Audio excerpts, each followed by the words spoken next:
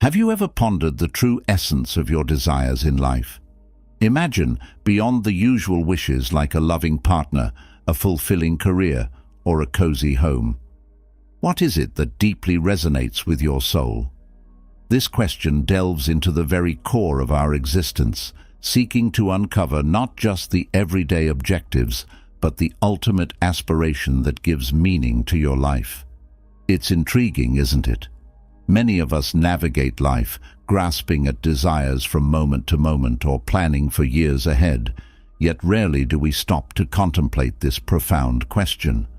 What is your grand purpose, your most cherished pursuit in this journey of life? It's not unusual if this question feels daunting or unfamiliar.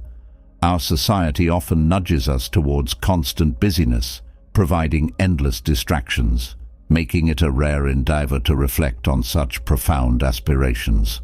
But what if you did? What might you discover about the deepest yearnings of your heart?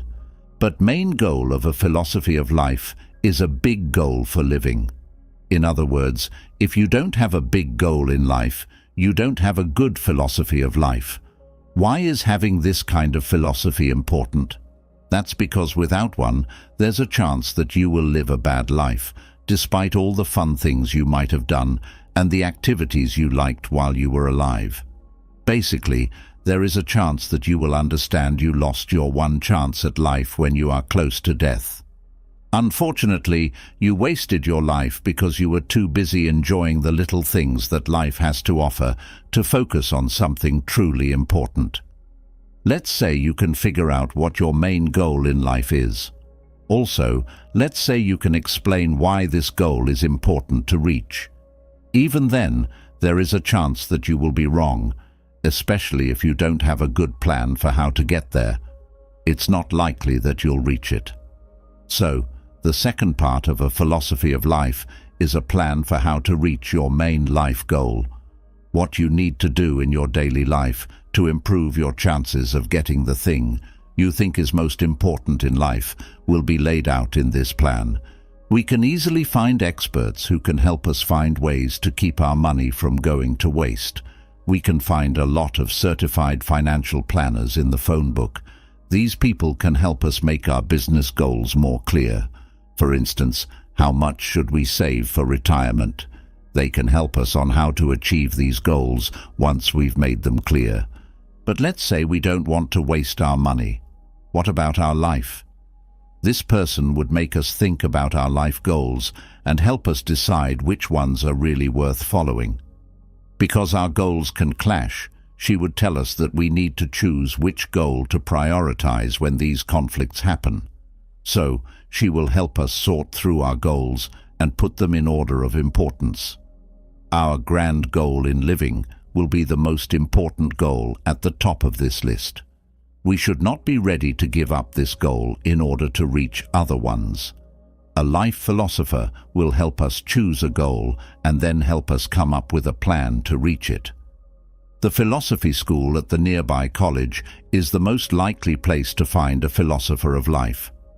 Philosophers specialized in politics, science, religion, metaphysics, and ethics can be found in the staff rooms there when we visit. Many philosophers also study the philosophy of sport, the philosophy of women, and even the philosophy of philosophy. We won't find any philosophers of life in the sense that I have in mind unless we are at a very strange university. Things weren't always this way. For example, many ancient Greek and Roman philosophers thought that philosophies of life were not only interesting to think about, but also that the point of philosophy was to improve them. A lot of these philosophers were also interested in other areas of philosophy, like logic, but they only did that because they thought it would help them come up with a philosophy of life. Also, these ancient philosophers didn't just keep their ideas to themselves or share them with other philosophers. Instead, they opened schools where anyone who wanted to learn about a philosophy of life could enroll.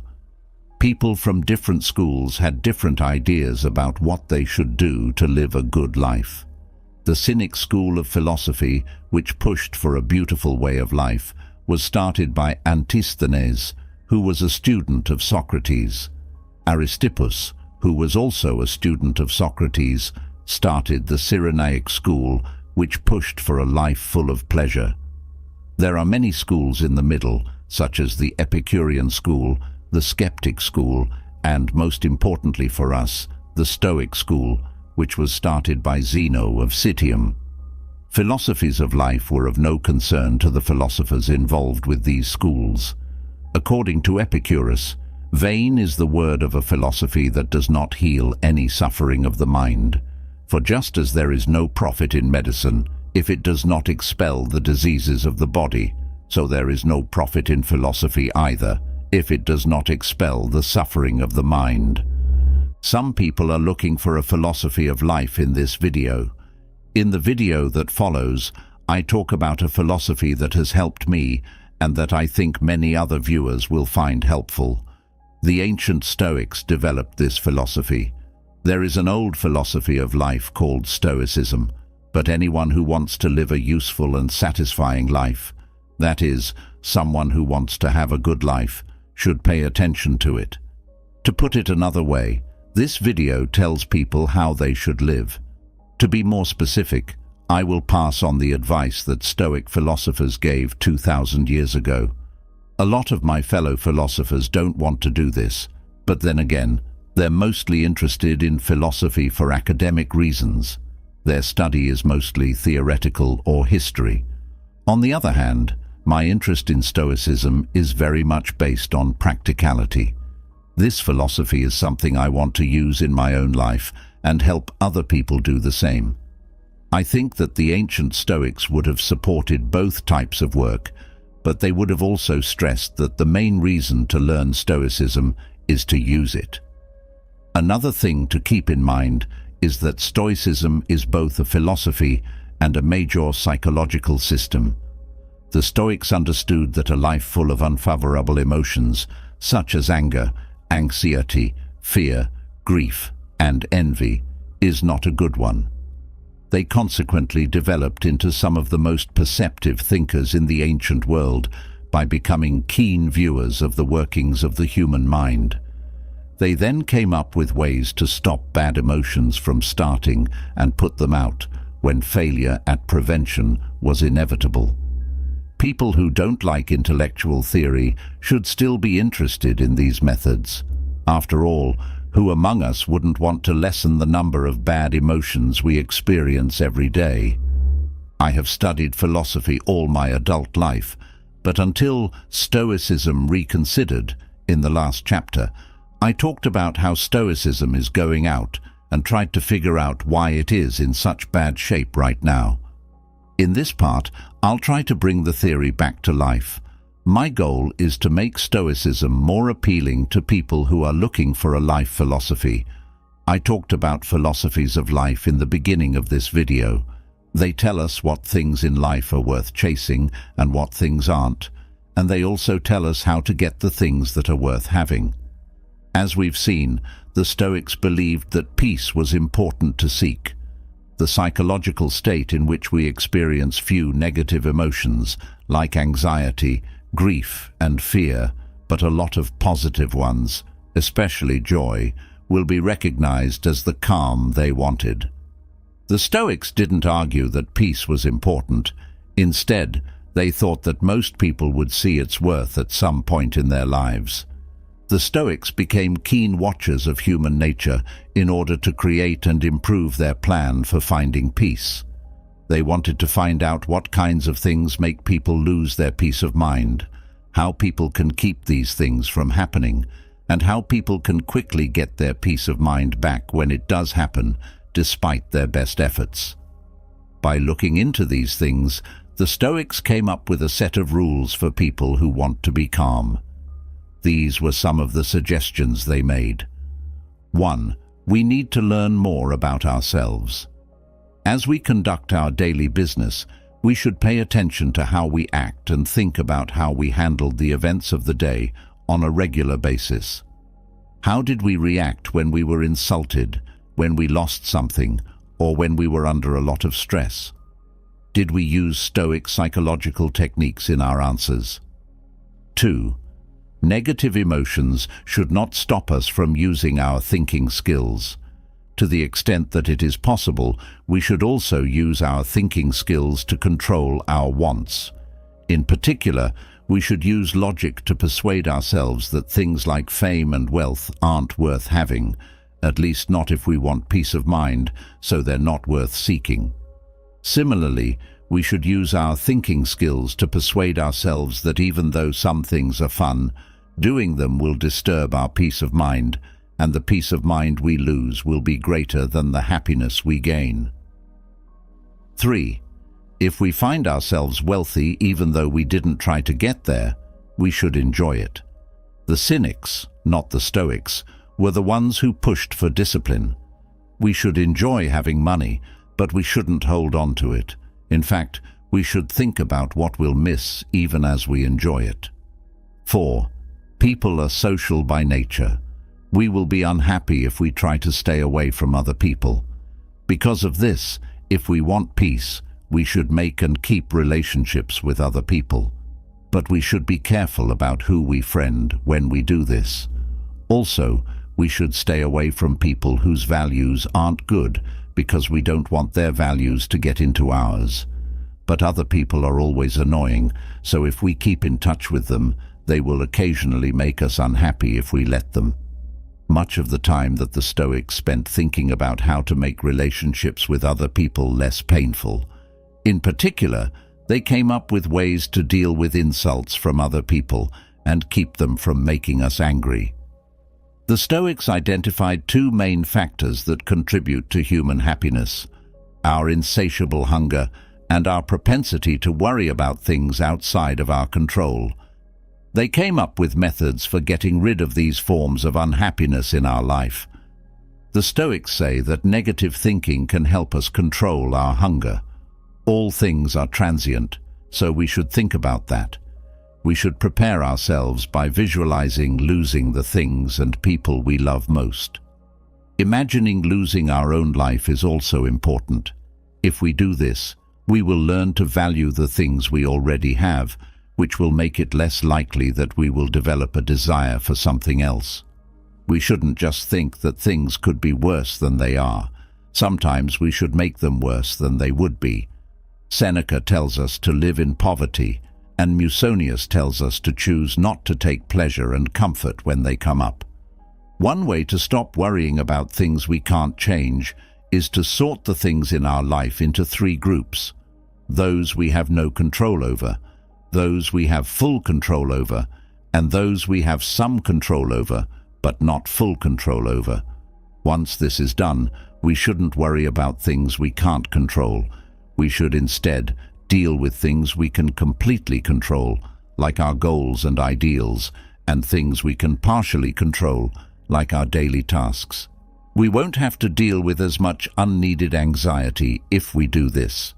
We should be sure to remember our goals when we deal with things that we can somewhat control. Should I play tennis? If so, my goal shouldn't be to win, but to play the best match I can. When it comes to the outside world, we should be fatalistic. What happened to us in the past and what is happening to us right now are not under our control, so it is pointless to be upset about them. The Stoics could have just told us what their life philosophy is without telling us why it is a good one. In other words, they might have taken a leap of faith when adopting their Buddhist philosophy of life, much like Zen Buddhists do.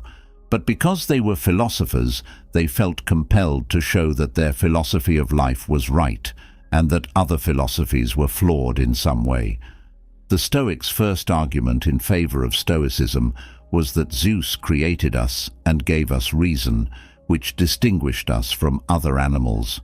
Zeus wants to make us happy all the time because he cares about us, but he doesn't have the power to do so. He did what he could to help us instead. He gave us the tools to not only get through life, but also enjoy it. To be more specific, he planned out the way we should live that, if we followed it, would help us do well. The Stoics used their ability to think things through to find this way of life, to live in line with this pattern, or as they put it, in line with nature. They then came up with a philosophy of life that, if followed, would help us thrive. In closing, if we follow Stoic principles, we will have the best life a human can possibly have. QED. Of course, people who follow most faiths will not accept this proof of Stoicism, just like they wouldn't accept the claim that Zeus made us. That being said, they might be open to a slightly different case in which God is used instead of Zeus. That way, they might be able to change the Stoics' proof into one that fits with their religion. But think about the situation of current Stoics who don't believe in either Zeus or God, so they don't believe that either of them made man. As an alternative, let's say that these people think that man evolved over time. In this scenario, man wouldn't have been made for any reason, meaning that we can't figure out what a human being's purpose is and then thrive by fulfilling it well. I believe that these people can get out of their situation by giving up the Stoic understanding of Stoicism and switching to an understanding that is based on science findings that the Stoics did not have access to.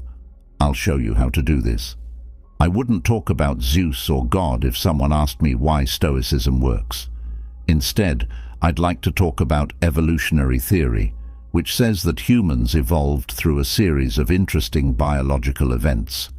Then I'd talk about evolutionary psychology, which holds that humans not only acquired a certain anatomy and physiology through evolution, but also acquired certain psychological traits, like the propensity to experience fear or anxiety in certain situations and pleasure in others.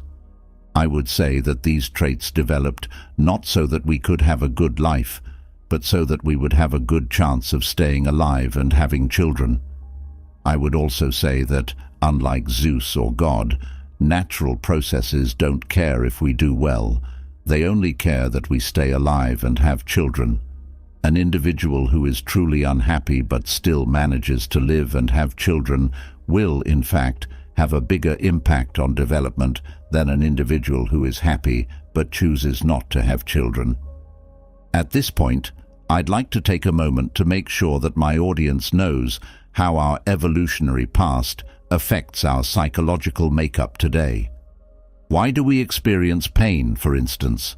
Not because the gods or God wanted us to experience pain or thought it would be good for us in some way, but because our ancestors who were able to feel pain were much more likely to avoid injuries and survive and have children than those who couldn't feel pain.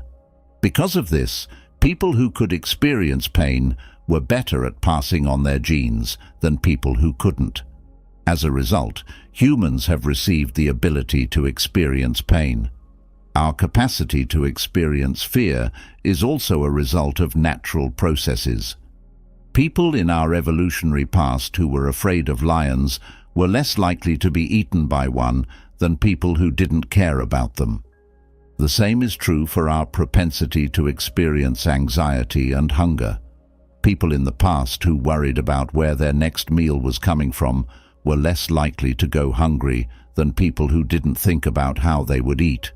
In the same way, our evolutionary ancestors who were always wanting more food or a better place to live were more likely to survive and have children than those who were happy with what they had.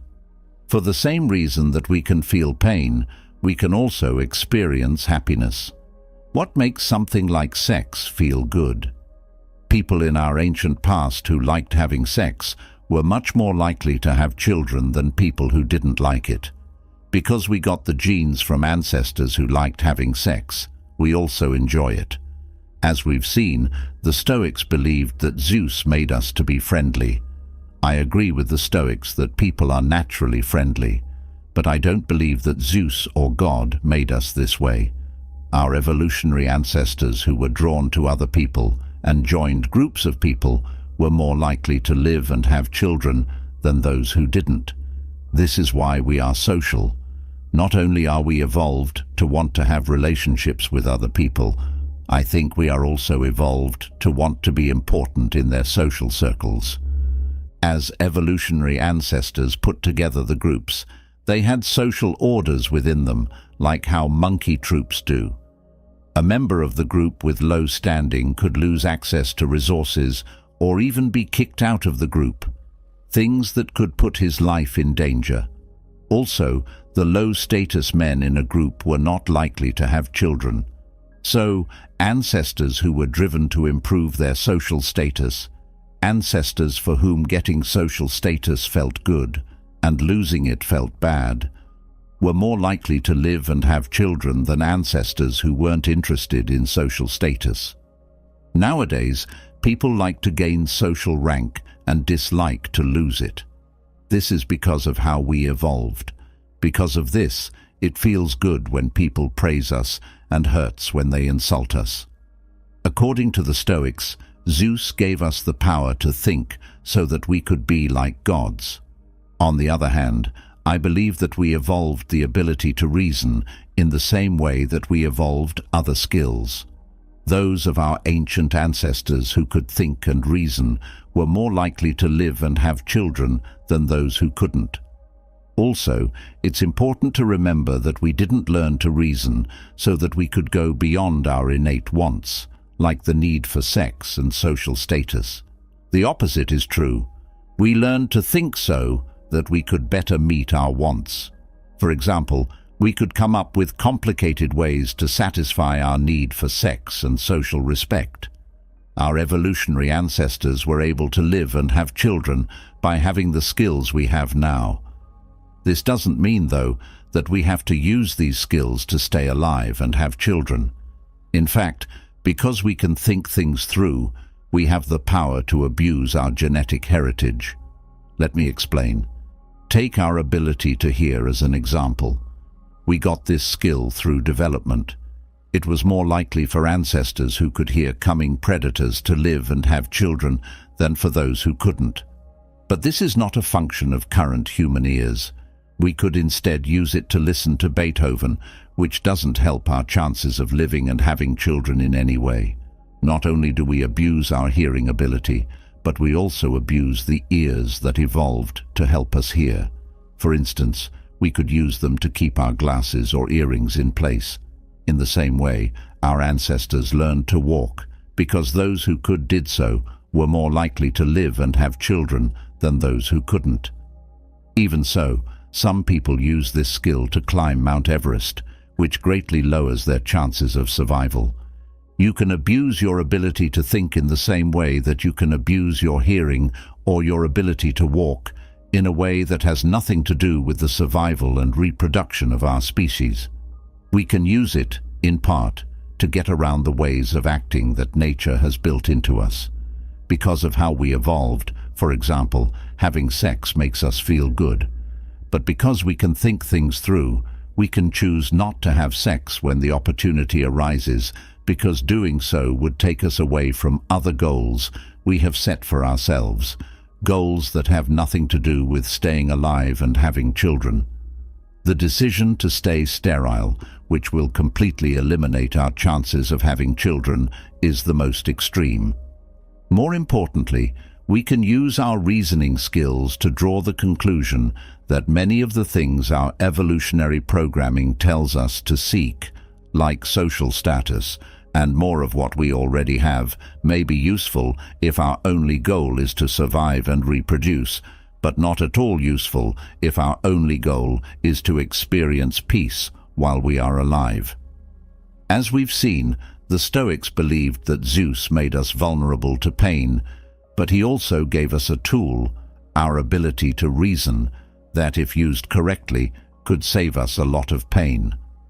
I believe the same thing can be said about evolution. We are more likely to suffer because of evolution, but it also gave us a tool that we can use to avoid a lot of this pain. Once more, the tool is our ability to think things through. We can not only understand our historical situation because we can think, but we can also take steps to get out of it as much as possible. Our genetic training has helped us do well as a species, but it is no longer useful in many ways. Think about the suffering we might experience if someone insults us in front of others. I've given an evolutionary explanation for this pain. We experience it because our evolutionary ancestors who cared a lot about gaining and keeping social status were more likely to survive and have children than our ancestors who didn't care about social status and, as a result, didn't experience pain when they were mocked. But the world is very different now than it was when our ancestors lived in the African savannas. Today, it's possible to get by even if you don't have a lot of friends or people like you. They can't take our food or drive us away because of the law. Also, having a low social standing is no longer a barrier to having children. It is true that in many parts of the world, low-status men and women are more likely to have children than high-status men and women. If we want to enjoy a peaceful life as well as just staying alive and reproducing, then the pain of losing social status is not only useless, it is also harmful. As we go about our daily lives, other people will work to improve their social status, often without even realizing it. This is because of how they evolved. They'll be more likely to avoid us, insult us, or do other socially inappropriate things to put us in our place as a result. Unfortunately, if we let them, their actions can make us feel less calm. In these situations, we need to use, or more accurately, abuse our intelligence to get rid of the genetic code that makes attacks hurt.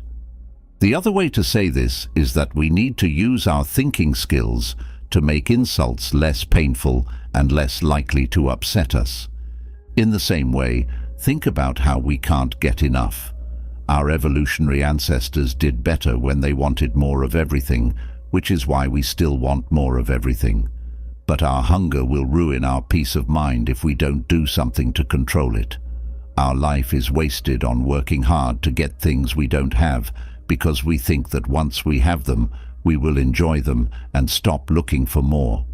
Again, what we need to do is waste our minds. We shouldn't use it to come up with smart ways to get more of everything. Instead, we should use it to fight our natural desire to be full. I think that one great way to do this is to use our minds to do negative thinking. Finally, think about anxiety. We are naturally geared toward being fighters, as we have seen. It's likely that our ancestors didn't live to be very old because they were too busy enjoying the sunset to think about where their next meal was coming from or what was making that noise in the trees. But these days, most people, at least in wealthy countries, live in a very safe and regular world. There are no growling sounds coming from the trees, and we have a good feeling that our next food is close. We don't have to worry about as much now. Despite this, we still worry like our ancestors did. If we want to be calm, we need to use our minds in a bad way to fight this urge. In particular, we can figure out which things we can't control, which is also Stoic advice. Then, we can use our ability to reason to get rid of our worries about these things. By doing this, our chances of finding peace will go up. In order to show that Stoicism was the only valid philosophy of life, the Stoics made the assumption that Zeus existed and made us for a particular reason. If someone doesn't agree with the Stoic proof of Stoicism, they might not disagree with Stoicism itself. Someone who thinks the Stoics were wrong when they said that everyone was made for a reason might still believe that the Stoics picked the right end for their philosophy of life, which was calm, and found a number of helpful ways to get there. In other words, if someone asked me, why should I practice Stoicism? I wouldn't say anything about Zeus or God, and I wouldn't talk about what people were made to do. Instead, I'd discuss our genetic past and how, as a result of it, we are designed to want certain things and experience certain emotions in specific situations. About how living according to our genetic training can make modern humans live unhappy lives, even though it may have helped our evolutionary ancestors survive and breed, and how we can get around our genetic training by abusing our ability to think. I would also like to say that the Stoics, even though they didn't understand evolution, did come up with psychological techniques that can help us get past the parts of our genetic code that might otherwise make us unhappy. Stoicism is a panacea if it is understood correctly. Anxiety, sadness, fear, and other bad emotions that plague people and keep them from living happy lives are the disease in question. The disease can be cured and peace can be achieved by using Stoic methods. What I'm saying is that the ancient Stoics discovered a way to get rid of bad emotions, but they were wrong about how it works. I want you to understand my point better by thinking about aspirin. There is no doubt that aspirin works. For thousands of years, people have known this and used it as therapy. Why and how does it work? The Egyptians used willow bark as medicine, and it has the same active ingredient as aspirin. They had an idea about it. They believed that we are made up of 4 things: blood, air, water, and a substance called wakudu. They thought that too much wakudu caused pain and inflammation, and that someone in pain or inflammation could get better by chewing on willow bark or drinking willow tea to lower the amount of wakudu in his body. Of course, this idea was wrong. There is no such thing as wakudu. What matters is that aspirin worked for them, even though they had the wrong idea about how it works. Willow bark was used as medicine a lot in the first few hundred years of the first millennium, but Europeans seem to have forgotten about it after that.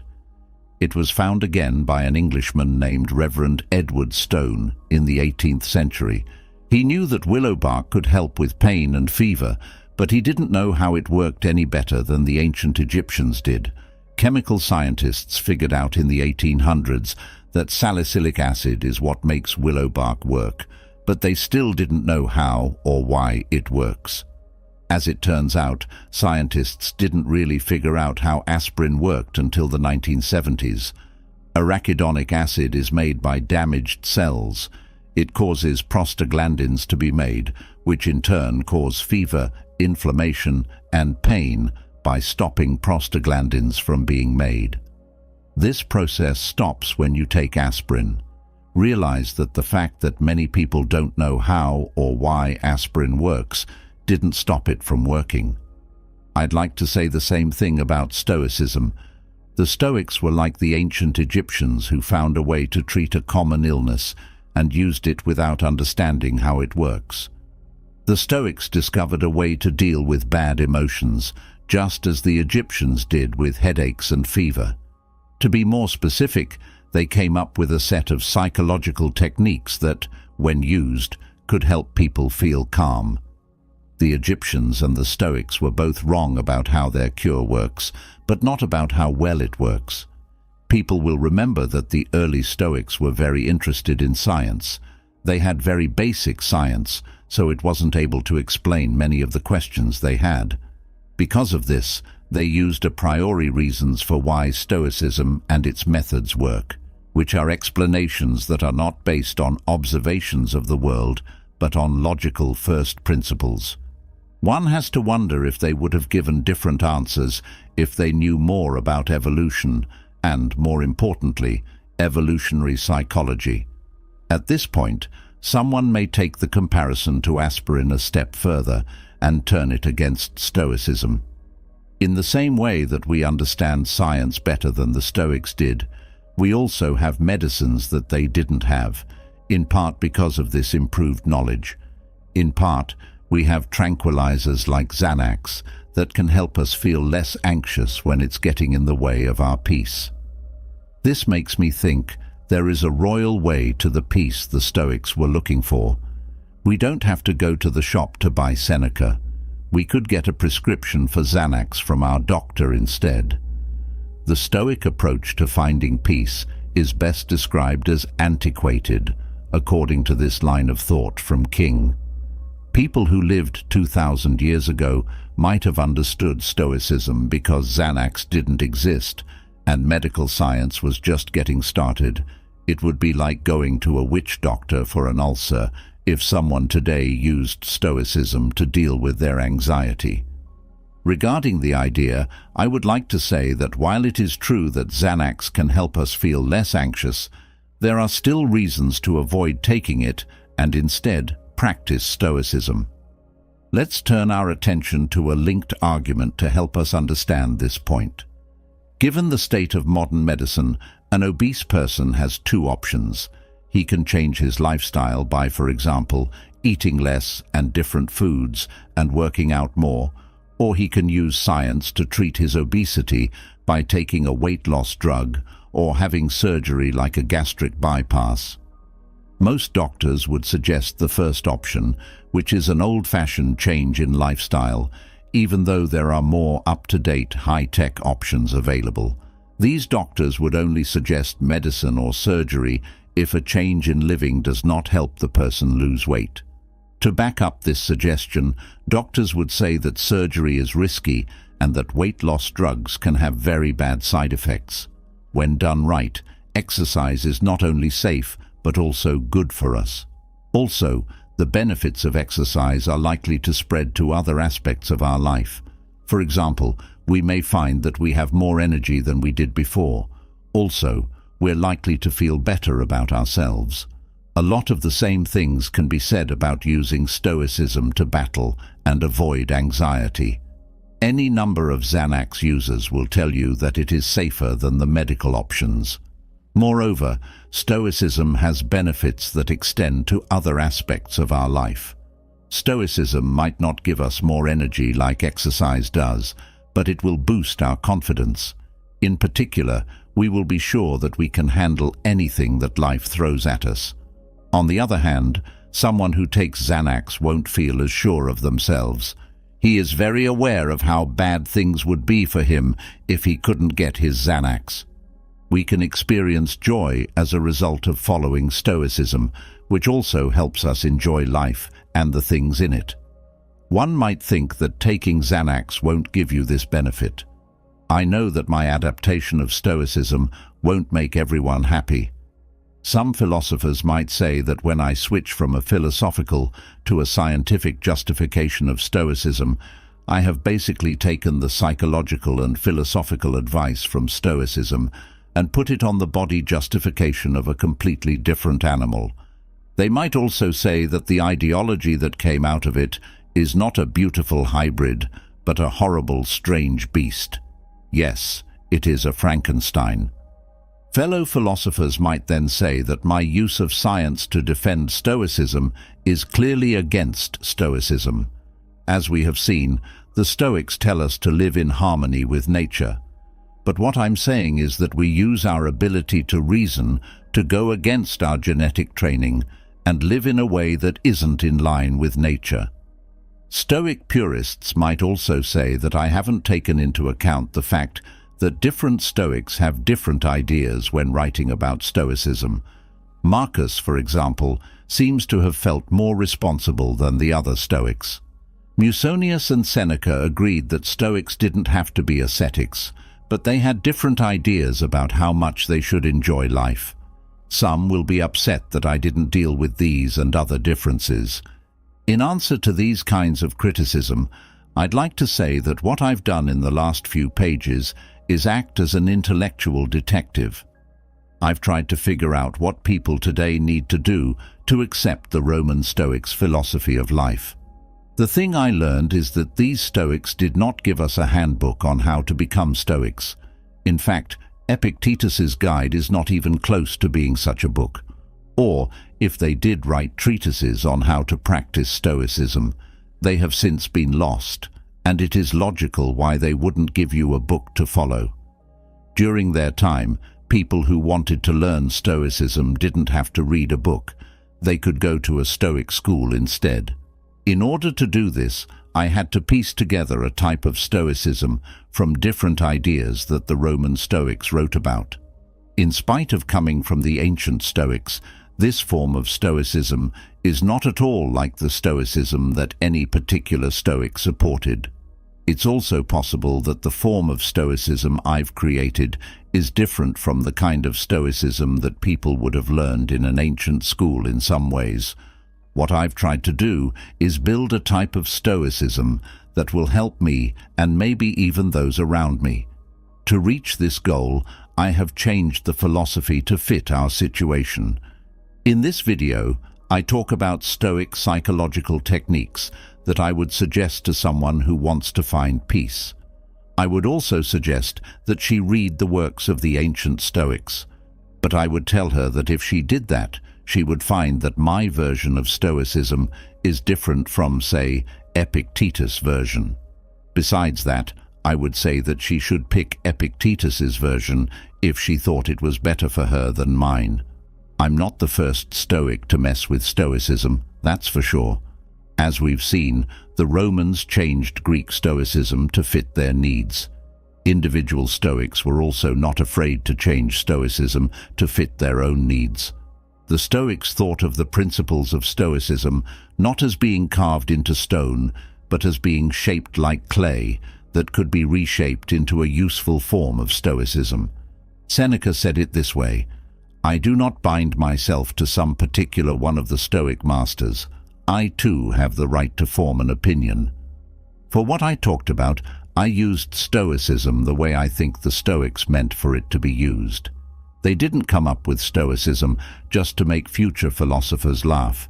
Instead, they were more like tool makers, and Stoicism is the tool they made. They thought that if someone used it right, it would help them live a good life. This tool was old and rarely used when I found it on a library shelf. I cleaned it up, put it to use, and changed a few parts to see if it can still do what the Stoics made it to do.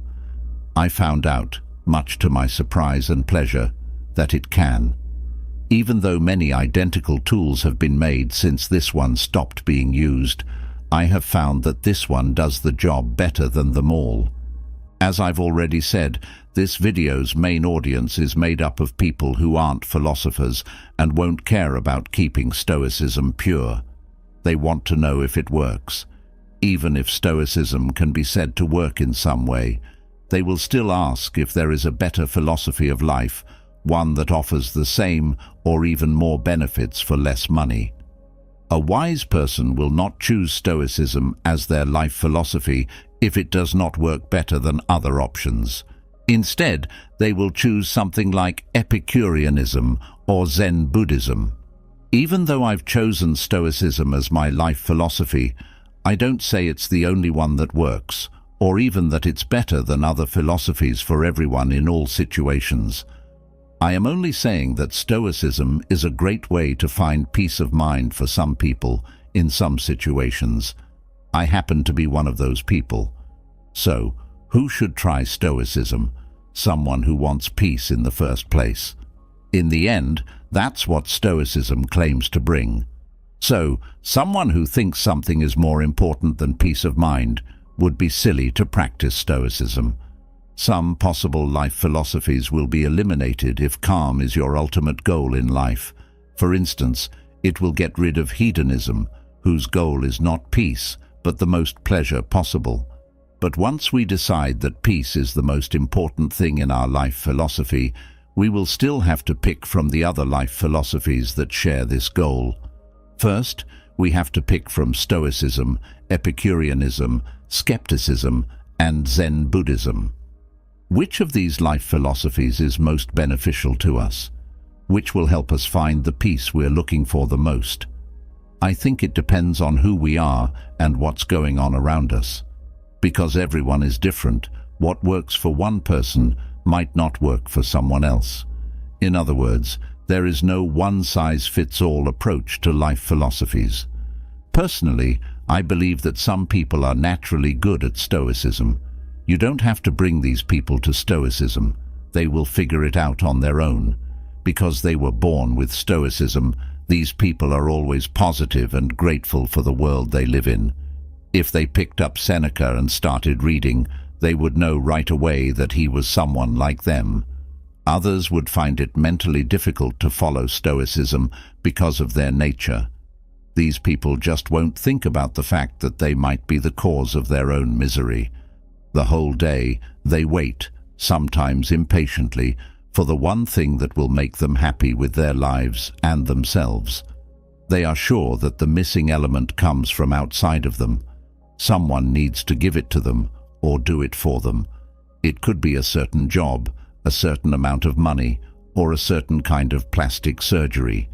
They are also sure that once this missing part is given to them, their unhappy life will end and they will be able to live happily ever after. If you tell one of these chronically unhappy people that she should try Stoicism, she will probably dig in her feet and say no, it doesn't work.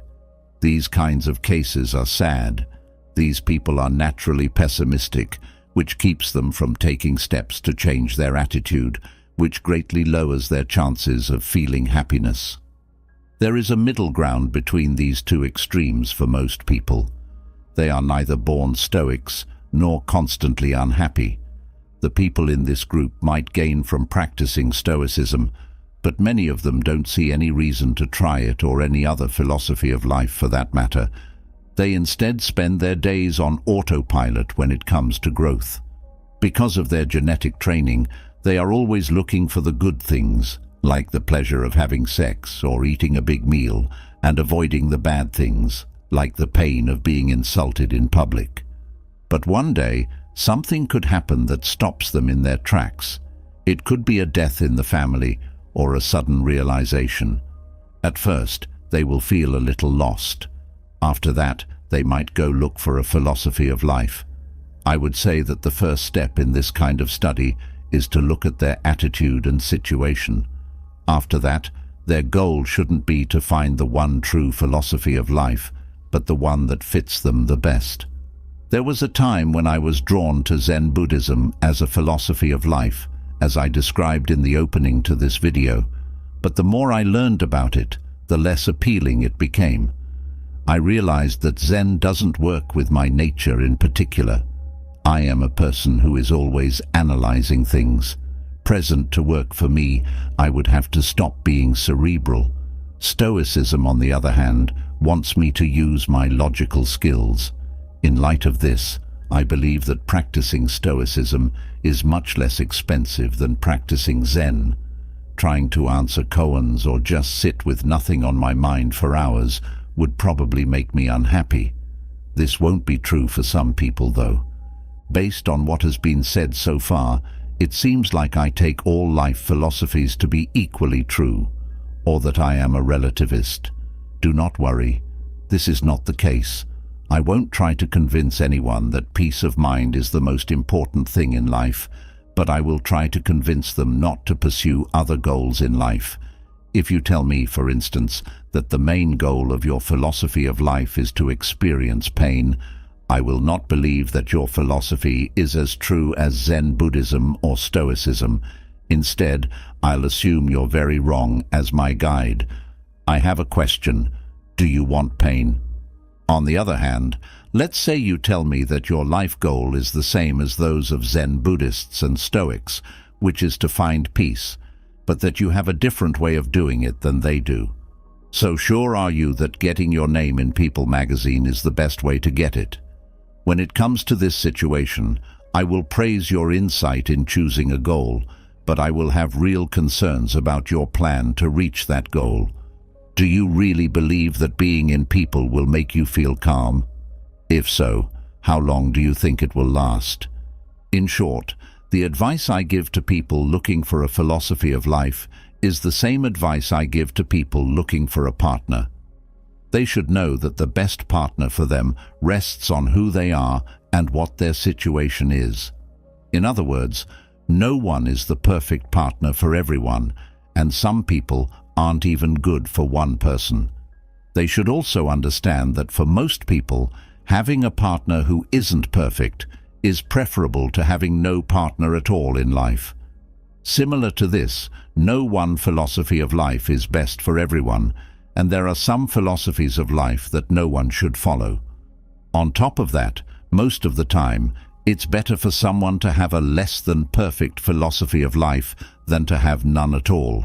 I will feel like I have, in line with Stoic principles, done a good thing for my fellow humans if this video doesn't change a single person to Stoicism, but does make people think more critically about their philosophy of life. Using Stoicism, I will end this video by talking about some of the things I have learned from using Stoicism. In this part of the article, I will discuss how people who want to try Stoicism as a philosophy of life can get the most out of the experience with the least amount of stress. Would-be Stoics will also learn about some shocks and pleasures that are in store for them. If you want to try Stoicism, the first thing I would tell you is to practice what I call stealth Stoicism. You should not let anyone know that you are a practiced Stoic, but I chose to become a Stoicism teacher instead, so this is what I would have done. You can get the benefits of Stoicism without having to deal with one big cost: being teased and made fun of by your friends, family, neighbors, and co-workers. I should also say that practicing Stoicism without drawing attention to yourself is very simple. As an example, negative thinking is something you can do without anyone knowing. Friends, family, neighbors, and co-workers may notice a change in you if your Stoic practice is successful, but they probably won't be able to explain it. If they come up to you confused and ask what your secret is, you could tell them the dirty truth: you're a hidden Stoic. Next, I tell people who want to become Stoics not to try to learn all the Stoic methods at once, but to start with one and work on getting good at it before moving on to the next. I also think that negative thinking is a good way to start. Whenever you have a free moment, think about what you would miss most about your life. Some of these kinds of reflections can have a huge effect on how you feel about life. Even if it's only for a short time, it can make you understand how lucky you are and how much you have to be thankful for, no matter what. From my own experience, bad thinking is like salt for everyday life. A cook only needs a little time, energy, and skill to add salt to food, but almost all of the food he does this to will taste better. Similar to this, those who practice negative visualization will find that their ability to enjoy city life is greatly increased, despite the fact that it takes little time, energy, and skill. After practicing negative thinking, you might find yourself embracing the very life you were complaining wasn't worth living just a short while before. Still, one thing I've learned from practicing Stoicism is that it's easy to forget to do negative thinking. As a result, I might not have done it for days or even weeks. I trust I understand why this takes place. Through negative thinking, we can make ourselves happier with the way things are. As soon as you feel satisfied, though, it's only normal to just enjoy life. There is no way that someone who is happy with their life would spend time thinking about the bad things that could happen. However, the Stoics would tell us that negative vision can help us avoid holding to the things we respect, in addition to making us value what we have. So, negative thinking is just as important when things are going well as it is when things are going badly. I tried making it a habit to imagine bad things every night before bed as part of the sleep meditation that was talked about earlier in the video. The test did not work, though. The trouble for me is that I fall asleep very quickly as soon as my head hits the pillow. There's not enough time to picture it. Instead, I use negative imagery and, more generally, think about how well I'm doing as a Stoic while I drive to work. In this way, I turn wasted time into time well spent.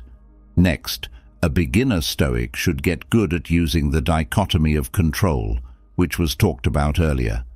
According to the Stoics, we should sort things into 3 categories: those we have no control over, those we have full control over, and those we have some but not full control over. Now that we know the difference, we should pay attention to the last 2 groups. When we worry about things we can't control, we waste time and create unnecessary anxiety on our parts. By the way, I've found that using the dichotomy of control not only helps me deal with my own worries, but it also helps calm down the worries of the non-Stoics around me, whose worries might otherwise disturb my peace. It frequently turns out that the things they are worried about are outside of their control when family and friends tell me the sources of anxiety in their lives. In these kinds of situations, I tell them this: what are some things you can do? There's nothing, so why do you bother to worry about it? You can't change it, so there's no reason to worry. I sometimes add a quote from Marcus Aurelius after this last comment: nothing is worth doing pointlessly. It's interesting that the logic of the dichotomy of control works for almost everyone I've tried it on, even those who are prone to anxiety. If only for a short while, their anxiety is gone. As a Stoic beginner, you should practice internalizing your goals rather than having, for example, winning a tennis match as your goal, as part of learning how to apply the dichotomy of control. Set the goal of getting as ready for the match as possible and giving it your all during the match. You can lessen, but probably not get rid of, the feeling that you have failed to reach a goal by regularly internalizing your goals. This feeling would otherwise be a major source of stress in your life. As you practice Stoicism, you will also want to become a psychological fatalist about the past and the present, but not about the future. This is similar to the dichotomy of control.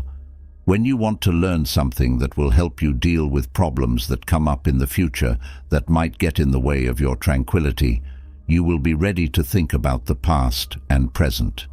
But you will not spend time thinking if-only thoughts about the past and present.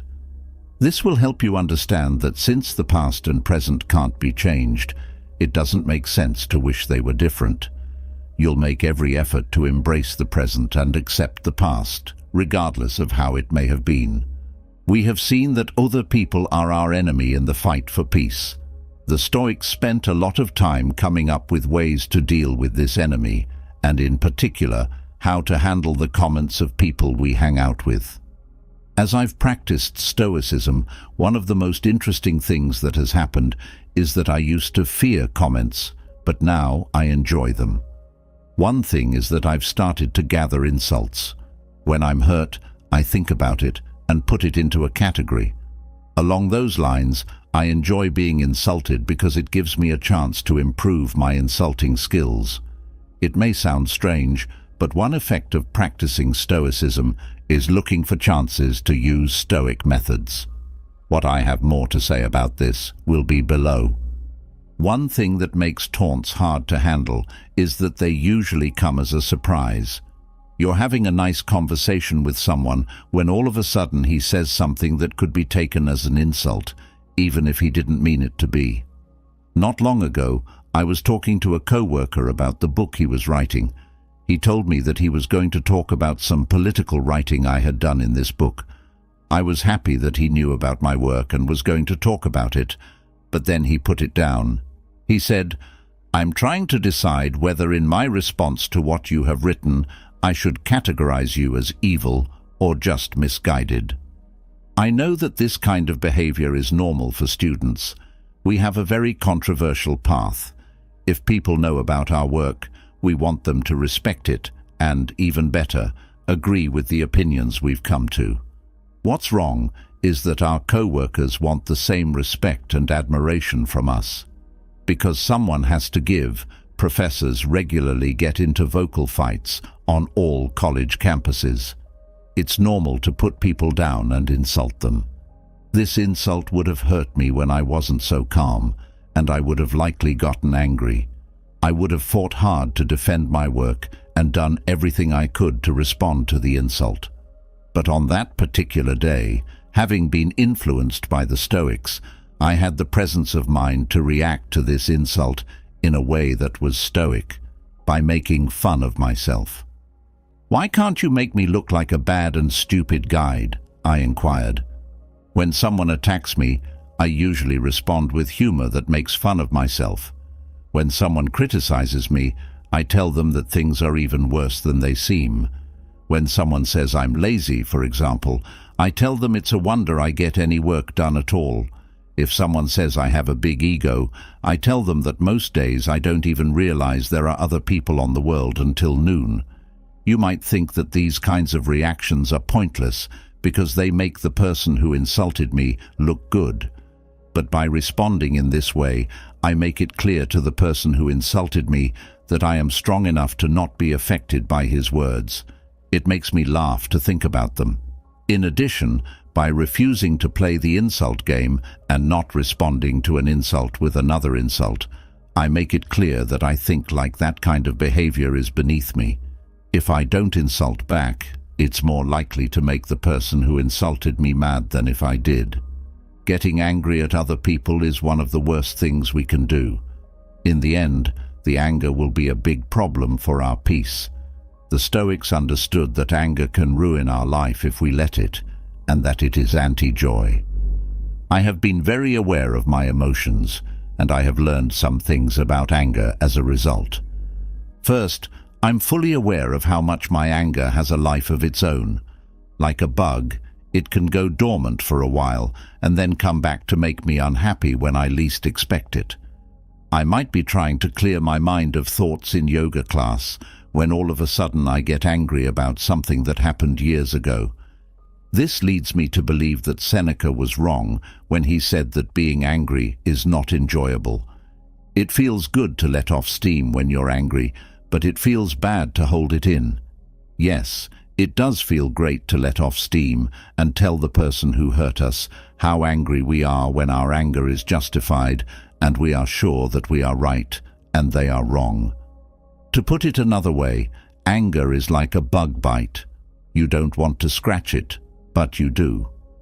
The problem with mosquito bites, of course, is that once you scratch one, you usually wish you hadn't, because the itching gets worse and you increase the likelihood that the bite will get sick. This is also true for anger. Letting it out feels good at the time, but you will probably regret it later. It's one thing to show anger, or even better, fake anger, in order to get someone to change how they act. People do react to anger. One thing I have learned, though, is that these words can't really describe a lot of the anger I feel. For example, when I'm driving my car, I sometimes get angry, and rightly so, at other drivers who don't pay attention, and sometimes I even yell at them. Both my and their windows are down, so the other drivers can't hear me. As a result, they can't react to my anger by promising not to do what made me mad again in the future. Even though this anger is right, it has no point at all. Venting doesn't help me in any way. All it does is make me less calm. Sometimes I'm rightfully mad at someone, but I can't tell them how I feel because of how things are outside my control. This is why I'm having bad thoughts about him instead. Again, these angry feelings are useless. They make me feel bad, but don't affect the person I'm mad at all. Indeed, if anything, they make the harm he does to me worse. What a waste of time. To add to that, I've found that following Stoicism has helped me get along better with other drivers. I don't yell nearly as often as I used to. Also, it has cut down on the number of bad thoughts I have about people who hurt me a long time ago. When they do come back, they don't last as long as they used to. Because anger has these traits, because it can sit dormant within use, and because venting it feels good, our anger will be difficult to overcome, and learning to overcome it is one of the biggest challenges a Stoic practitioner faces. But I've learned that it's easier to control my anger when I think about it and try to understand it better. I happened to read Seneca's article on anger while I was waiting for my doctor. The doctor was terribly behind schedule, and as a result, I was left sitting in the waiting room for nearly an hour. I had every reason to be mad, and I probably would have been mad before I became a Stoic. But I couldn't get angry at that hour because I was thinking about being angry. I've also found that comedy is a good way to deal with anger. In particular, I have found that one wonderful way to avoid getting angry is to picture myself as a character in an absurdist play. Things aren't supposed to make sense, people aren't supposed to be competent, and justice, when it happens at all, happens by accident. Instead of letting myself be angered by events, I persuade myself to laugh at them. Indeed, I try to think of ways the imagined absurdist writer could have made things still more absurd. Seneca, I am certain, was right when he pointed to laughter as the proper response to the things which drive us to tears. Seneca also observes that he shows a greater mind who does not restrain his laughter than he who does not restrain his tears, since the laughter gives expression to the mildest of the emotions and deems that there is nothing important, nothing serious, nor wretched, either in the whole outfit of life. Besides advising us to imagine bad things happening to us, the Stoics, as we have seen, advise us to cause bad things to happen as the result of our undertaking a program of voluntary discomfort. Seneca, for example, advises us periodically to live as if we were poor, and Musonius advises us to do things to cause ourselves discomfort.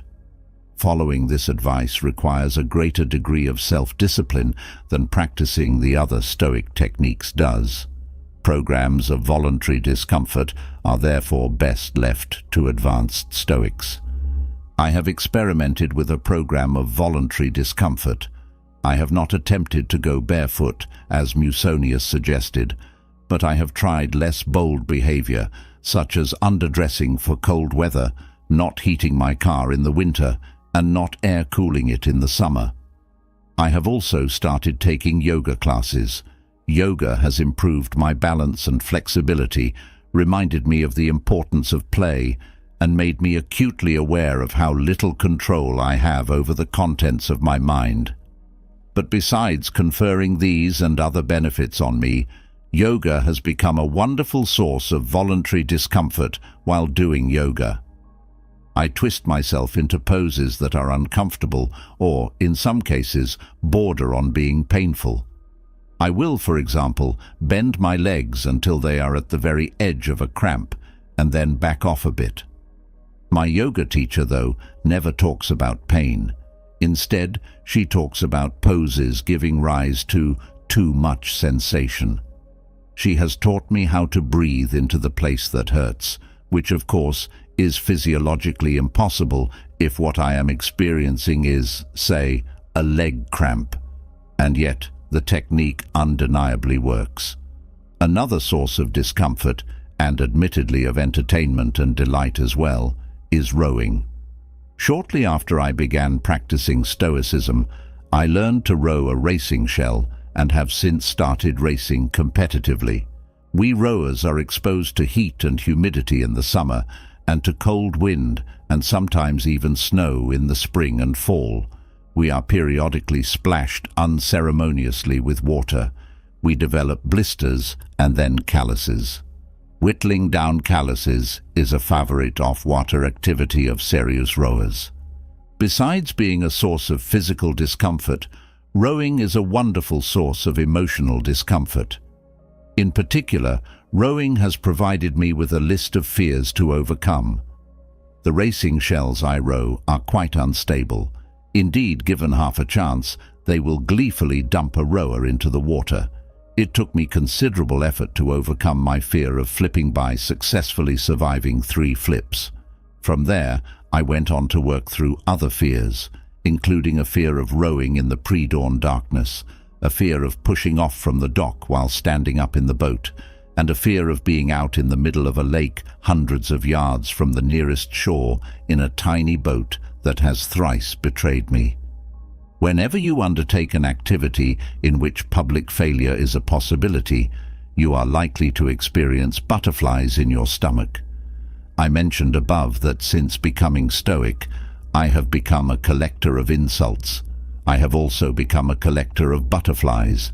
I like to engage in activities such as competitive rowing that give me butterflies simply so I can practice dealing with them. These feelings are, after all, an important component of the fear of failure. So, by dealing with them, I am working to overcome my fear of failure. In the hours before a race, I experience some truly magnificent butterflies. I do my best to turn them to my advantage. They make me focus on the race that lies ahead. Once a race has begun, I have the pleasure of watching the butterflies depart. I have also turned elsewhere in my pursuit of butterflies. After I began practicing Stoicism, for example, I decided to learn how to play a musical instrument, something I had never done before. The instrument I chose was the banjo. After several months of lessons, my teacher asked if I wanted to participate in the recital his students give. I initially rejected the offer. It sounded like no fun at all to risk public humiliation trying to play banjo in front of a bunch of strangers. But then it occurred to me that this was a wonderful opportunity to cause myself psychological discomfort and to confront and hopefully vanquish my fear of failing. I agreed to take part. The recital was the most stress-inducing event I had experienced in a long time. It isn't that I have a fear of crowds. I can, with zero anxiety, walk into a classroom of 60 students I have never met and start lecturing to them. But this was different. Before my performance, I experienced butterflies the size of small bats. Not only that, but I also slipped into an altered state of consciousness in which time was distorted and the laws of physics seemed to stop working. But to make a long story short, I survived the recital. The butterflies I experienced racing in a regatta or giving a banjo recital are, of course, a symptom of anxiety. And it might seem contrary to Stoic principles to go out of my way to cause myself anxiety. Indeed, if a goal of Stoicism is the attainment of tranquility, shouldn't I go out of my way to avoid anxiety-inducing activities? Shouldn't I, rather than collecting butterflies, flee from them? Not at all. In causing myself anxiety by, for example, giving a banjo recital, I have precluded much future anxiety in my life. Now, when faced with a new challenge, I have a wonderful bit of reasoning I can use. Compared to the banjo recital, this new challenge is nothing. I survived that challenge, so surely I will survive this one. By taking part in the recital, in other words, I immunized myself against a fair amount of future anxiety. It is an immunization, though, that will wear off with the passage of time, and I need to be re-immunized with another dose of butterflies. When doing things to cause myself physical and mental discomfort, I view myself, or at any rate a part of me, as an opponent in a kind of game. This opponent, my other self as it were, is on evolutionary autopilot. He wants nothing more than to be comfortable and to take advantage of whatever opportunities for pleasure present themselves. My other self lacks self-discipline. Left to his own devices, he will always take the path of least resistance through life and, as a result, will be little more than a simple-minded pleasure seeker. He is also a coward. My other self is not my friend. To the contrary, he is best regarded, in the words of Epictetus, as an enemy lying in wait. To win points in the contest with my other self, I must establish my dominance over him. To do this, I must cause him to experience discomfort he could easily have avoided, and I must prevent him from experiencing pleasures he might otherwise have enjoyed. When he is scared of doing something, I must force him to confront his fears and overcome them. Why play this game against my other self? In part, to gain self-discipline. And why is self-discipline worth possessing? Because those who possess it have the ability to determine what they do with their life. Those who lack self-discipline will have the path they take through life determined by someone or something else, and as a result, there is a very real danger that they will miss Livy. Playing the game against my other self also helps me build character. These days, I realize people smirk at talk of building character, but it is an activity that the Stoics would hardly have endorsed and would have recommended to anyone wishing to have a good life. One other reason for playing the game against my other self is that it is somewhat surprisingly fun to do. It is quite enjoyable to win a point in this game by, for example, successfully overcoming a fear. The Stoics realized as much. Epictetus, as we saw in chapter 7, talks about the pleasure to be derived from denying ourselves various pleasures.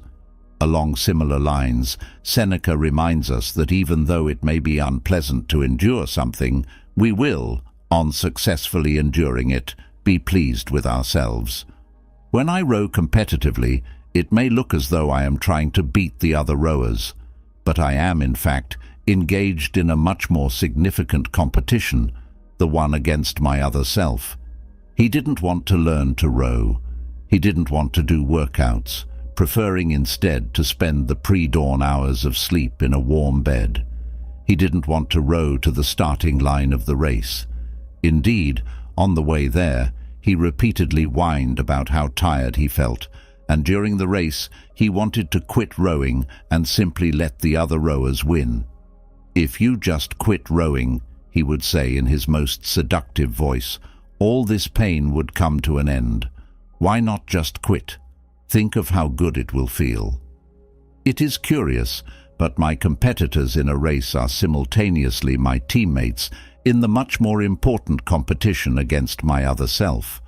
By racing against each other, we are all simultaneously racing against ourselves, although not all of us are consciously aware of doing so. To race against each other, we must individually overcome ourselves, our fears, our laziness, our lack of self-discipline, and it is entirely possible for someone to lose the competition against the other rowers, indeed, to come in last, but in the process of doing so, to have triumphed in the competition against his other self. The Stoics, as we have seen, recommend simplifying one's lifestyle, like programs of voluntary discomfort. Lifestyle simplification is a process best left to advanced Stoics. As I have explained, a novice Stoic will probably want to keep a low philosophical profile. If you start dressing down, people will notice. Likewise, people will notice if you keep driving the same old car or, horrors, give up the car to take the bus or ride a bike. People will assume the worst, impending bankruptcy perhaps, or even the early stages of mental illness. And if you explain to them that you have overcome your desire to impress those who are impressed by a person's external trappings, you will only make matters worse. When I started experimenting with a simplified lifestyle, it took some getting used to. When, for example, someone asked me where I had gotten the t-shirt I was wearing, and I answered that I had bought it at a thrift store, I found myself feeling a bit ashamed. This incident made me appreciate Cato's manner of dealing with such feelings. Cato, as we have seen, dressed differently as a kind of training exercise. He wanted to teach himself to be ashamed only of what was really shameful, so he therefore went out of his way to do things that would trigger inappropriate feelings of shame in himself, simply so he could practice overcoming such feelings. I have lately been trying to emulate Cato in this respect. Since becoming a Stoic, my desires have changed dramatically. I no longer want many of the things I once took to be essential for proper living. I used to dress nattily, but my wardrobe has lately become what can best be described as utilitarian. I have one tie and one sport coat that I can don if required. Fortunately, they are rarely required. I used to long for a new car, but when my 16-year-old car recently died, I replaced it with a 9-year-old car, something that a decade ago I could not have imagined myself doing.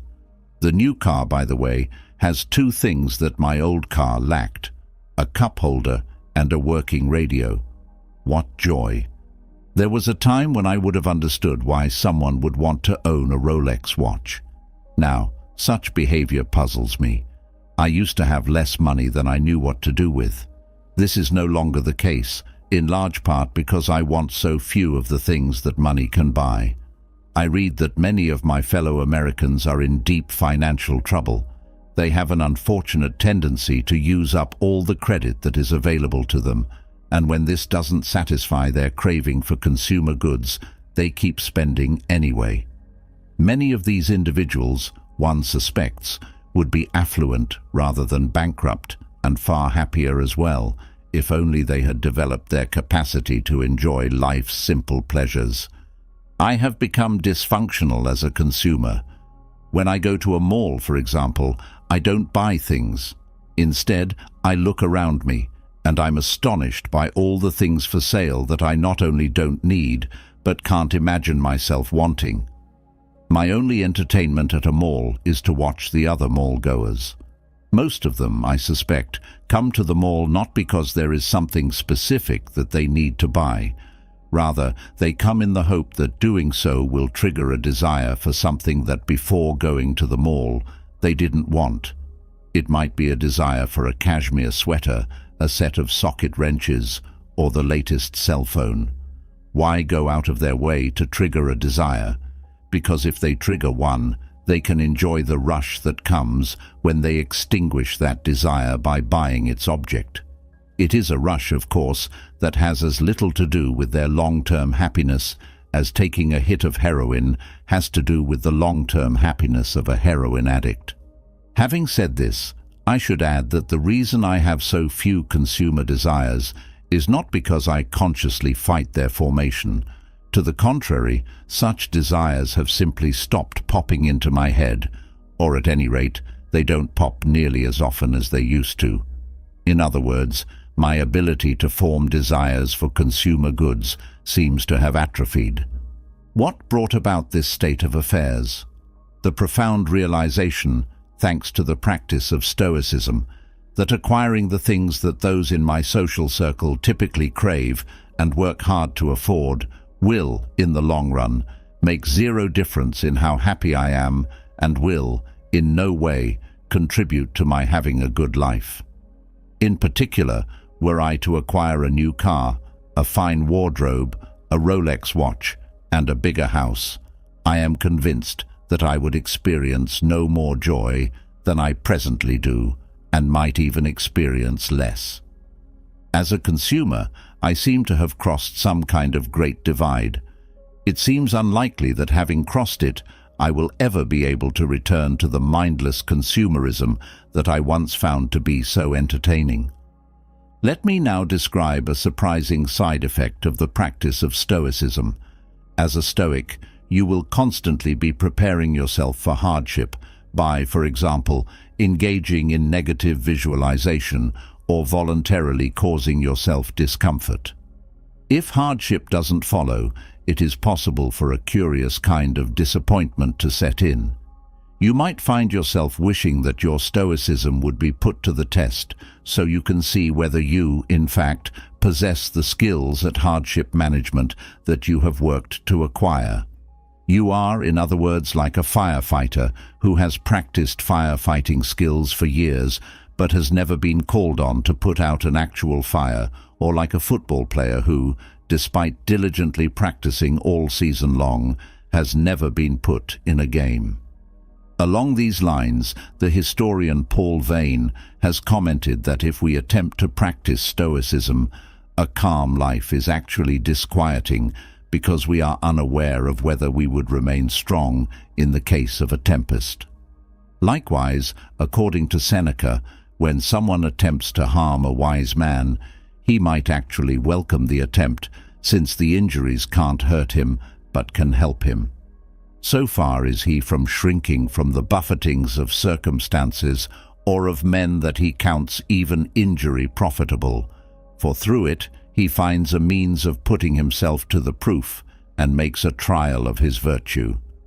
Seneca also suggests that a Stoic might welcome death, inasmuch as it represents the ultimate test of Stoicism. Although I have not been practicing Stoicism for very long, I have discovered in myself a desire to have my Stoicism tested. I already mentioned my desire to be insulted. I want to see whether I will respond to insults in a stoically appropriate manner. I have likewise gone out of my way to put myself into situations that test my courage and willpower, in part to see whether I can pass such tests. And while I was writing this video, an incident took place that gave me a deeper understanding of the Stoics' desire to have their Stoicism tested. The incident in question began when I noticed flashes of light along the periphery of my visual field whenever I blinked my eyes in a dark room. I went to my eye doctor and was informed that I had a torn retina and that, to prevent my retina from detaching, I should undergo laser surgery. The nurse who prepared me for the surgery explained that the doctor would repeatedly zap my retina with a high-powered laser beam. She asked whether I had ever seen a light show and said that what I was about to witness was a spectacle far more splendid than that. The doctor then entered the room and started zapping me.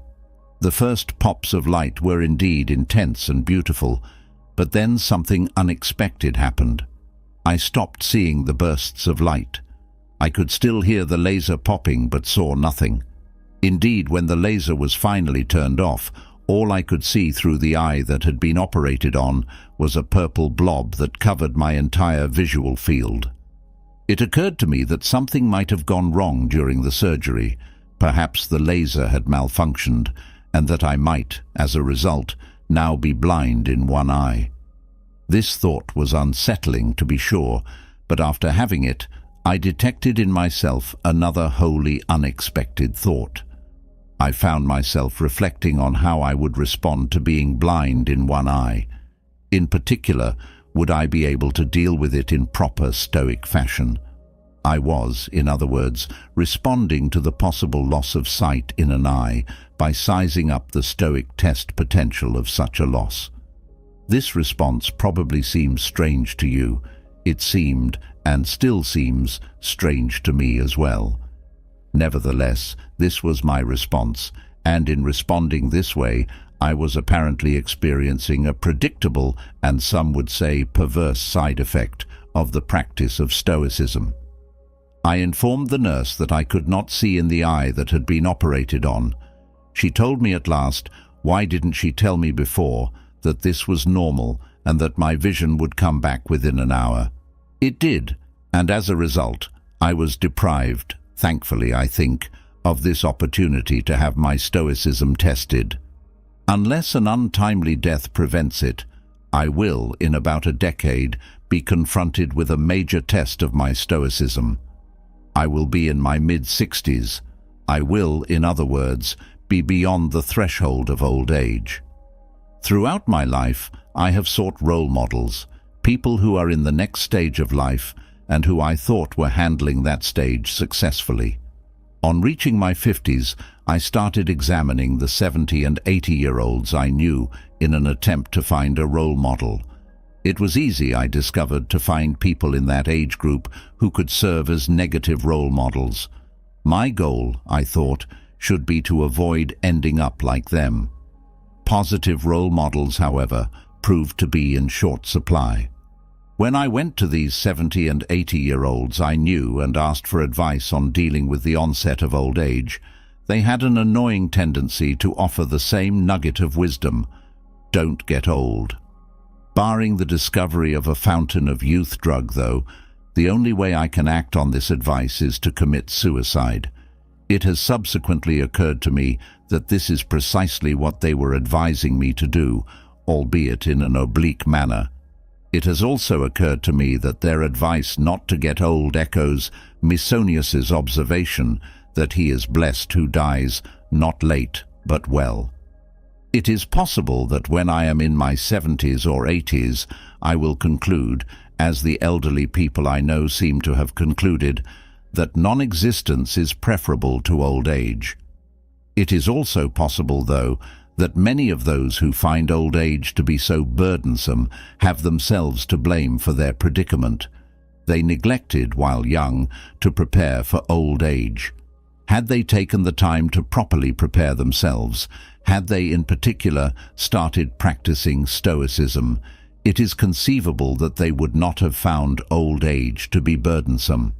Instead, they might have found it to be, as Seneca claimed, one of the most delightful stages of life, a stage that is full of pleasure if one knows how to use it. While I was writing this video, my 88-year-old mother had a stroke and was banished by me, as it so happens, to a nursing home. The stroke so weakened the left side of her body that she was no longer able to get out of bed by herself. Not only that, but her ability to swallow was compromised, making it dangerous for her to eat regular foods and drink regular liquids, which might go down her windpipe and trigger a potentially fatal bout of pneumonia. The foods she was served had to be pured, and the liquids she was given had to be thickened. There is, I discovered, a whole line of thickened beverages that have been created for people with swallowing problems. Quite understandably, my mother was unhappy with the turn her life had taken, and I did my best to encourage her. Were I devoutly religious, I might have attempted to cheer her up by praying with her, or for her, or by telling her that I had arranged for tens or even hundreds of people to pray on her behalf. As it was, though, I found that the best words of encouragement I had to offer had a distinctly stoical ring to them. She would, for example, tell me how difficult her situation was, and I would quote Marcuse, "Yes, they say that life is more like wrestling than like dancing." "That's very true," she would murmur in reply. She would ask me what she had to do to be able to walk again. I thought it was unlikely that you would ever walk again, but did not say as much. Instead, I encouraged her, without giving her a lecture on Stoicism, to internalize her goals with respect to walking. What you need to concentrate on is doing your very best when they give you physical therapy. She would complain about having lost most of the function of her left arm, and I would encourage her to engage in negative visualization. "At least you have the ability to speak," I would remind her. "In the first days after the stroke, you could only mumble. Back then, you couldn't even move your right arm and consequently couldn't feed yourself. But now you can.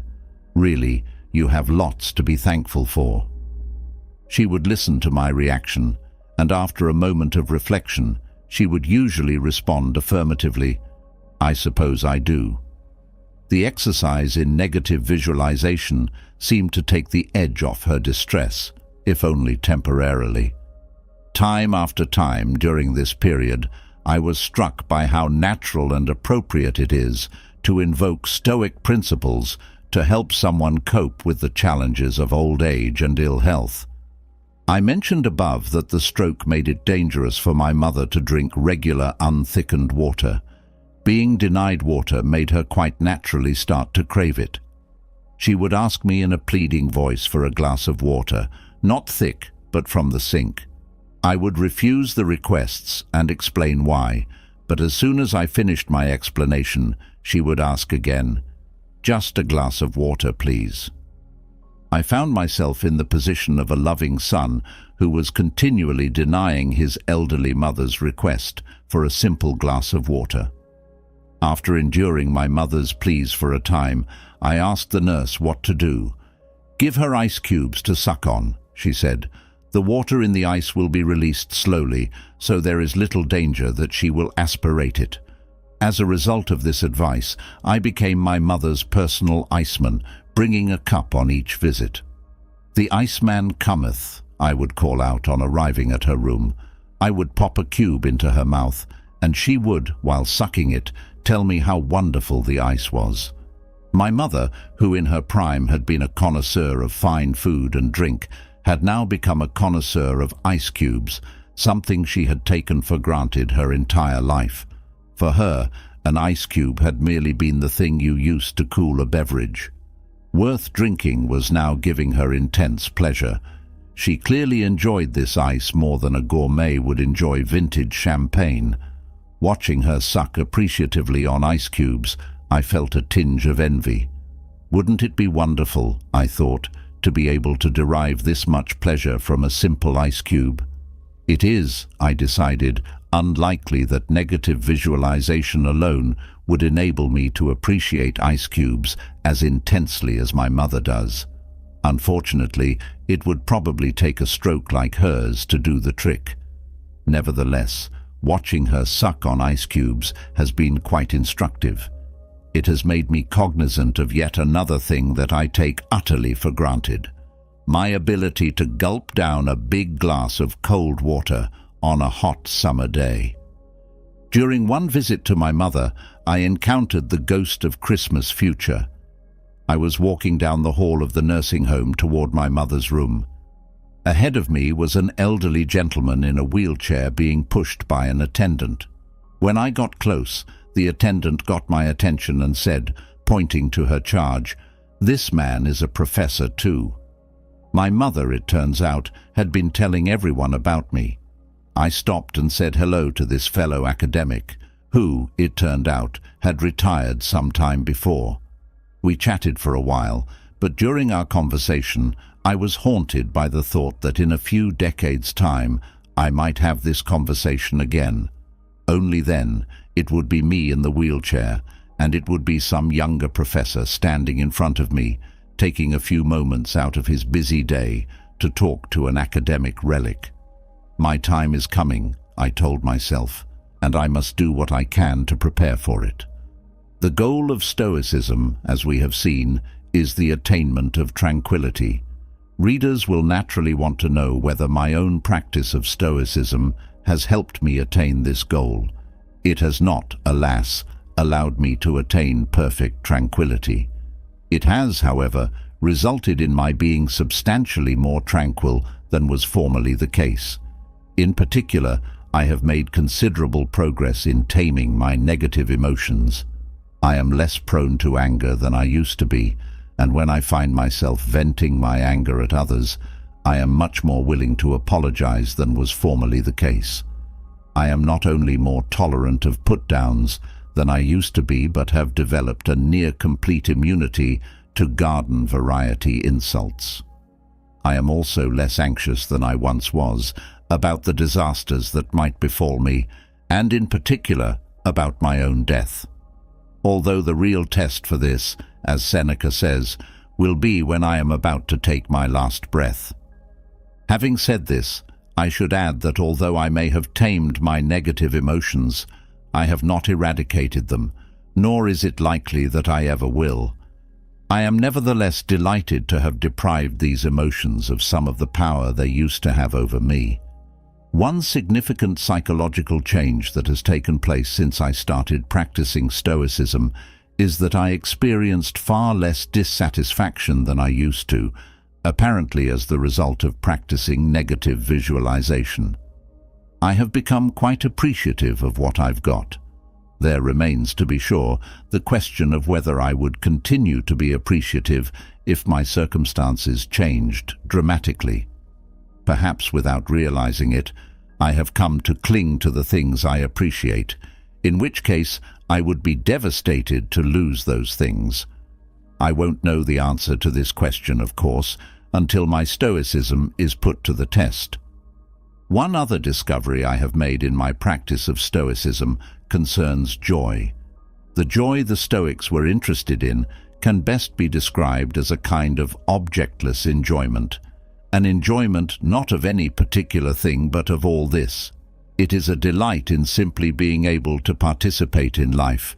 It is a profound realization that even though all this didn't have to be possible, it is possible, wonderfully, magnificently possible. For the record, my practice of Stoicism has not enabled me to experience unbroken joy. Not at all.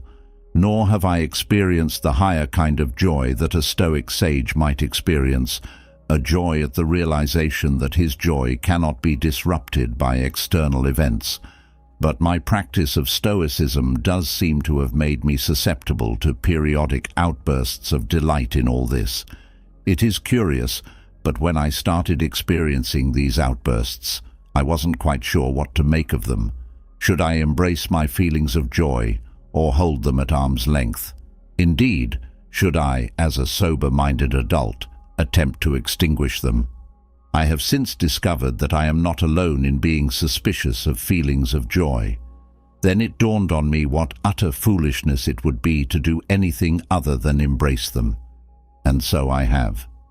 These comments, I realize, make me sound disgustingly self-satisfied and boastful. To boot, Rest assured that the practice of Stoicism does not require people to go around telling others how delighted they are to be alive, or about the outbursts of joy they have lately been experiencing. Indeed, the Stoics doubtless would have discouraged this sort of thing. Why then am I telling you about my state of mind? Because it answers the question you naturally have. Does Stoicism deliver the psychological goods it promises? In my case, it did, to a more than satisfactory extent. Having made this point, though, I will in the future do my best to be admirably modest in any public assessments I offer regarding my state of mind. Although I am a practicing Stoic, let me confess in these closing paragraphs that I have some misgivings about the philosophy. According to the Stoics, if I seek tranquility, I need to give up other goals that someone in my circumstances might have, such as to own an expensive late-model car or to live in a $1,000,000 home. But what if everyone else is right and the Stoics are wrong? There is a chance that I will someday look back on what I will then term my Stoic phase and be both baffled and dismayed. What was I thinking, I will ask myself, if only I could have those years back? I am not the only Stoic to harbor such doubts. In his essay on tranquility, for example, Seneca has an imaginary conversation with Serenus, a Stoic with misgivings about Stoicism. When Serenus has been among people with normal values, for example, after he has dined in a house where one even treads on precious stones and riches are scattered about in every corner, he discovers within himself a secret sting and the doubt whether the other life is not better. The above comments make it clear that I, too, have felt this secret sting. It doesn't help that those who think fame and fortune are more valuable than tranquility vastly outnumber those who, like myself, think tranquility is more valuable. Can all these other people be mistaken? Surely I am the one making the mistake. At the same time, I know, thanks to my research on desire, that almost without exception, the philosophers and religious thinkers who have contemplated life and the way people normally live, it have come to the conclusion that it is the vast majority of people who are making a mistake in their manner of living. These thinkers have also tended to gravitate toward tranquility as something very much worth pursuing, although many of them disagreed with the Stoics on how best to pursue it. When I start having second thoughts about Stoicism, my current practice is to recall that we live in a world in which certainty is possible only in mathematics. We live, in other words, in a world in which no matter what you do, you might be making a mistake. This means that although it is true that I might be making a mistake by practicing Stoicism, I might also be making a mistake if I reject Stoicism in favor of some other philosophy of life. And I think the biggest mistake, the one made by a huge number of people, is to have no philosophy of life at all. These people feel their way through life by following the promptings of their evolutionary programming, by assiduously seeking out what feels good and avoiding what feels bad. By doing this, they might have a comfortable life or even a life filled with pleasure. The question remains, however, whether they could have a better life by turning their back on their evolutionary programming and instead devoting time and energy to acquiring a philosophy of life. According to the Stoics, the answer to this question is that a better life is possible, one containing perhaps less comfort and pleasure, but considerably more joy. I suspect that in the coming decades, should I live that long, whatever doubts I may have had about Stoicism will fall by the wayside as the aging process takes its toll. Stoic techniques can improve a life when times are good, but it is when times are bad that the efficacy of these techniques becomes most apparent. If I find Stoicism to be beneficial in my 6th decade of life, I am likely to find it to be indispensable in my 8th or 9th decade. Unless I am an unusual person, my biggest tests in life lie ahead. I will, I think, be glad to have developed an understanding and appreciation of Stoicism before these tests are administered. It would be nice to have a proof that Stoicism, or some other philosophy of life, is the correct philosophy. Unfortunately, the proof offered by the Stoics is unconvincing, and an alternative proof is unlikely to be forthcoming. In the absence of such a proof, we must act on the basis of probabilities. For a certain kind of person, for a person in certain circumstances, with a certain personality type, there are many reasons to think that Stoicism is worth a try. Practicing Stoicism doesn't take much effort. Indeed, it takes far less effort than the effort one is likely to waste in the absence of a philosophy of life. One can practice Stoicism without anyone's being any the wiser, and one can practice it for a time and then abandon it and be no worse off for the attempt. There is, in other words, little to lose by giving Stoicism a try as one's philosophy of life, and there is potentially much to gain. Indeed, according to Marcus, it is possible through the practice of Stoicism to gain a whole new life.